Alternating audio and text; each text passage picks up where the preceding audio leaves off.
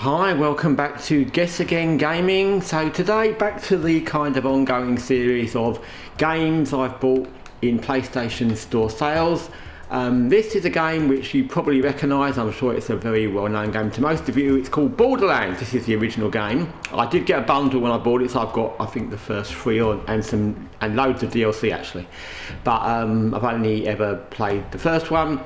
I think I bought it about a year and a half ago, and I've played it off and on about 5 or 6 times, and I've got to level 15, but I've found each time I got to a certain mission, there's a mission where you have to go through a kind of base, and then the end game is a kind of boss thing that throws grenades while lots of little weird things attack you.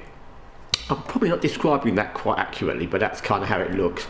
And I kept getting killed, and each time I got killed more than once or twice, I kind of gave up. Then after a bit of time, I uninstalled the game, left it, installed it again, tried again the same mission, got killed again at the same place, and so on. So recently I installed it again.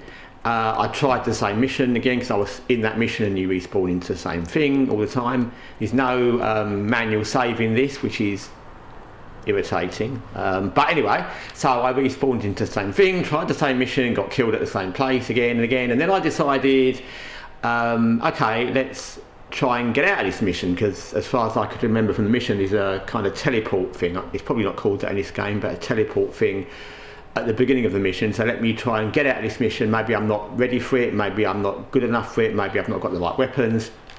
So I went back through the mission. And of course, typically when you go back through anything in this game, everything's respawned or there's new enemies, so I had to fight my way back through to get to the beginning, where I got killed a few more times. But in the end I did, and I teleported out back to my original start point in the whole game, and I've kind of decided to start again in a different way. So here is the map.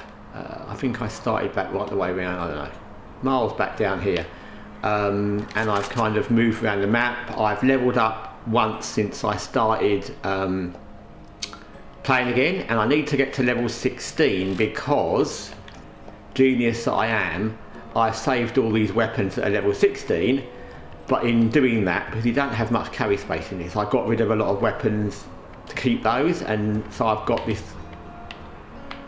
thing where I've run out of sniper rifle ammo. I haven't got any machine guns or rifles I can use because I got rid of them to hold these, and so I need to get to level 16, but that's a good thing. You do level up reasonably fast, at least early on. So I like this game a lot. I like the aesthetic of it, I like the scenario, this kind of apocalyptic, kind of futuristic world. I like that. Yeah, I like that a lot. The game, in the way it is, in kind of almost how it looks, not exactly, but something about it, and also the kind of humour, reminds me of the Outer Worlds. I know this came before the Outer Worlds, so it would be the other way around really, but I played the Outer Worlds first. So it reminds me of the Outer Worlds a bit, and that's not a bad thing because I like that game. So yeah, it's a game I like. It's not an easy game, and completely opposite to the Division 2, which I've been playing a lot recently. This is a game where you do run out of ammo a lot. You do get pickups, but for example now I've run out of sniper rifle. So there's a load of enemies over there. I've got rid of a few, whittled them down, but there's a load over there that I'd like to kill, with a sniper rifle, but I haven't got any ammo. And I came into this cave and there's some more other different sorts of enemies over here. But again, I haven't got a sniper rifle. I've got a shotgun and a pistol, and that's kind of it. So yeah, it's not an easy game for me. I can't say for everybody. So you do run out of ammo. My play style in games like this is usually use sniper rifles to whittle down enemies, and then take out the rest with shotguns. Sometimes small machine guns, but shotguns, or handguns, but shotguns is my favourite thing. And originally when I played this game, I think I thought that it was a game gearing to kind of close combat. It wanted you to kind of run at enemies and be shooting them with shotguns and that kind of thing. But the more I played it, and especially this time through, I've realised that that's very hard because the enemies do kill you quickly.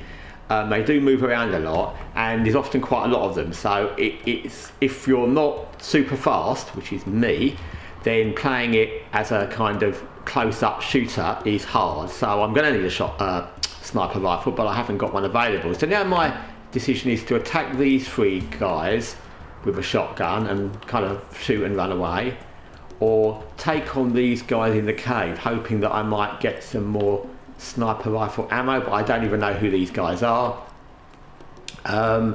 So it's a game I like. Like I said, it's not an easy game. You run out of ammo.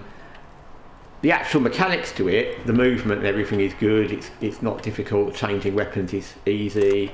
Like I said, you do pick up a lot of ammo and a lot of bits and pieces, and there's quite often health things lying around as well, or health stations. You can see that green cross to the right, but equally you need that. So it's a game I like. It's a game that now I'm out of that mission that I was kind of stuck in a loop in, I'm going to enjoy more, and I'm going to just play it in the open worldy way until I feel I can do a mission that's going to involve a boss fight, or especially that mission, because I do like it. It's just challenging. But then, you know, if you've watched any of the videos I've done recently, the Division 2 was very challenging early, and I kind of I've got into that, and now I've got to the level, well, I've got to level 40. So yeah, I'm going to give this a good go, see how I get with leveling up, getting better weapons, and then I'll approach one of the story missions with a boss fight, probably when I'm over leveled, hopefully. I don't know if the bosses and the missions level up with you like they do in Division.